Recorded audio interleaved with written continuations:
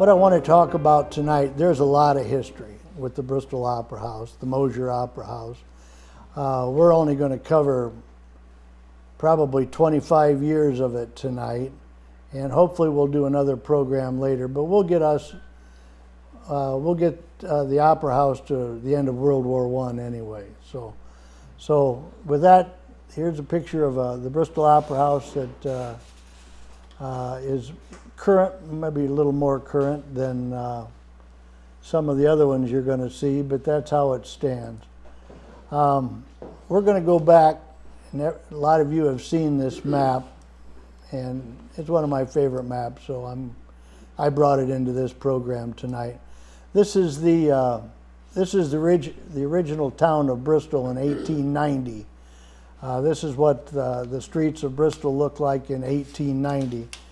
And if you look here, follow the arrows a little bit, right here you see it says Bank and Store. That's the Hilbish building. That had the Hilbish store and the Bristol Bank. That's actually the Redbird today.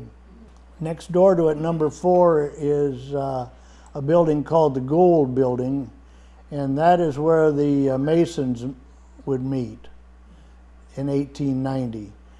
Across the street at the Feinholt Building, which when I was growing up was the Congdon's drugstore, that's where the post office was at that time. And if you look up here, there's an empty lot, lot number 6, and then lot number 5 is where the parking lot is today, the Bristol parking lot alongside the Redbird. That's what it looked like in 1890. This picture, I didn't have any pictures that showing the buildings uptown in early 1890s as they were, but this is approximately 1910. The Opera House is completely done. Right here, of course, is the Hilbish building, the Redbird building. Here's the Gould building that I was talking about, where the Masons met.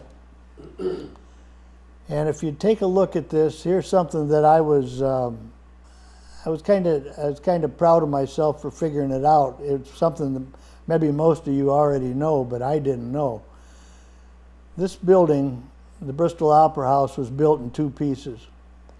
Cyrus Mosier, which was the editor of the Bristol Banner, the original, and your great-grandpa, from what I understand, he built this part of the building right here. The original building was this squared-off building right here, to about where this white line is. And we'll back up a little bit, and you'll see it's kind of like the same structure of these 2 buildings right here. Cyrus Mosier built this building, this west half, in 1892 of the Bristol Opera House to serve as the post office on the bottom and the Mason Lodge up above. In 1896 and 97, Cyrus's son Horace, which would be Pink's grandfather, joined with Cyrus and built the rest of the Opera House on. So this was built, the east half was built in 1896 and 1897. The west half was built in 1892. The west half cost $2,400 to build, and the east half cost $7,600 to build.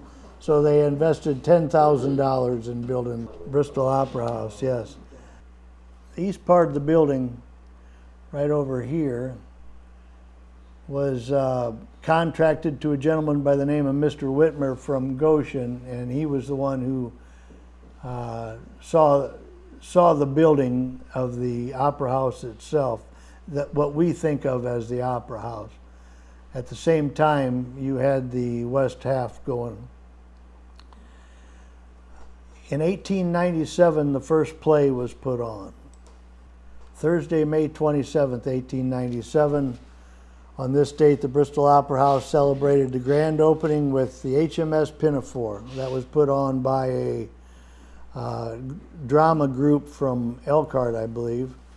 And the original intent of building the Opera House was to bring entertainment to town.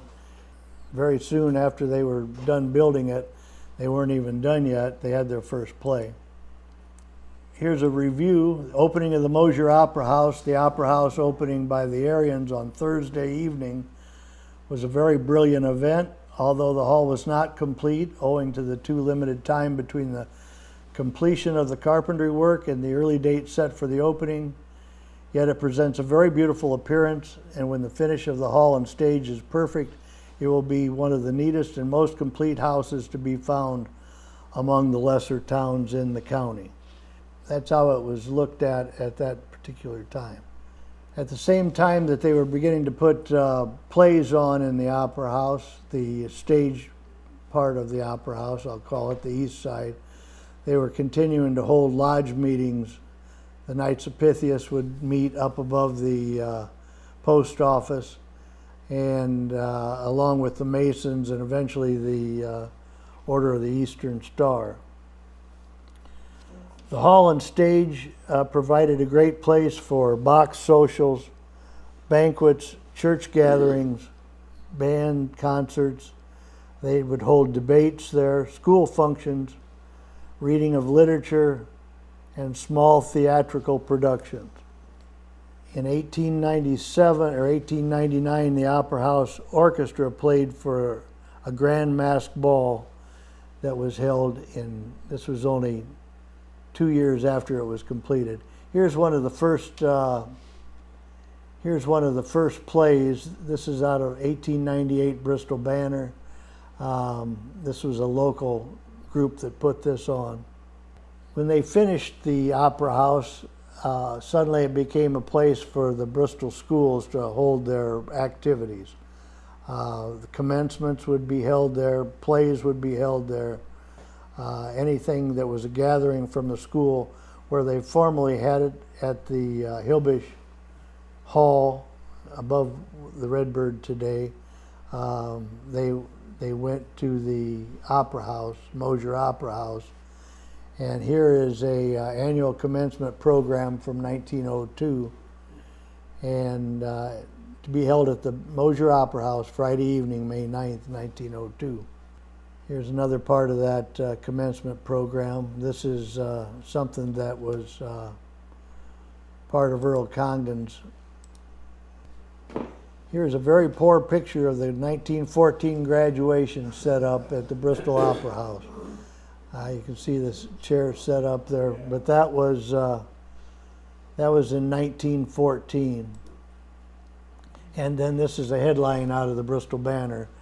In 1917, the Mosier family were quite involved with the school. This was quite a spread in this paper telling about holding the commencement at the Opera House. For many years in the early 1900s, the building was used as a place to assemble for national holidays. It was this is, in my opinion, this time in Bristol was one of the most exciting times there was an awful lot going on.